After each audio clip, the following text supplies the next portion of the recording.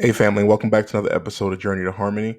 I'm your host, Richard Harmon, and today, or on this channel, we talk about the process of building wealth, different career opportunities, as well as how these things integrate with us becoming who we're purposed to become.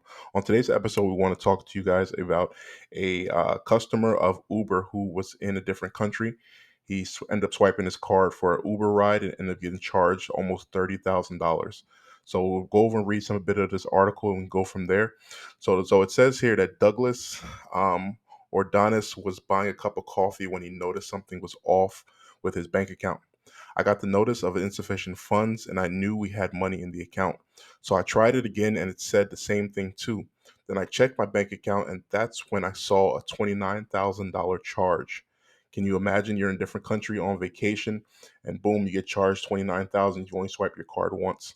Ordonis was traveling to Guatemala from the US to meet his wife, Dominique Adams, for a trip to celebrate their 5-year anniversary. She'd been in Costa Rica for a week prior. During that time, she'd booked a ride with Uber, which the app said would cost $29,994 in Costa Rican cologne, or about $55, but there was a mistake.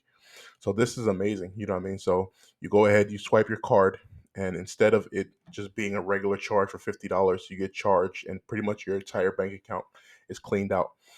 Today's topic, I wanted to talk about the importance of having different accounts that are open and having different forms of payment. So in the situation, overall, the situation did get resolved, and they were able to get refunded for their money. I think normally when you're out of town or something like that, you normally have a pending withdrawal. So that was returned by the bank. The bank that explained that it was their fault. But again, even if they admit that it was their fault, a lot of times because it's out of the country, there could be a few days issue in terms of getting that process returned to you. If you don't have any money with you, you're kind of stuck, and that whole situation is it's rough overall on a vacation when you're expecting to celebrate, a big opportunity. You probably have to go on some excursions, do some retreats and different things like that. So with that, I wanted to talk to us just a bit about having different accounts, right? So a lot of times what we do is we put all of our money in one bank account. With um so many different frauds that are going on right now, the importance of having different accounts for different things, not just in terms of paying for things, but having our savings put in different places.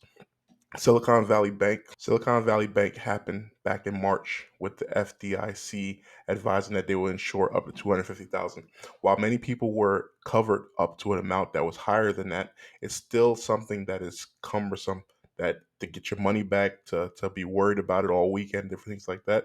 The best form of opportunity is for us to have different accounts of which we can draw from in case something like this occurs.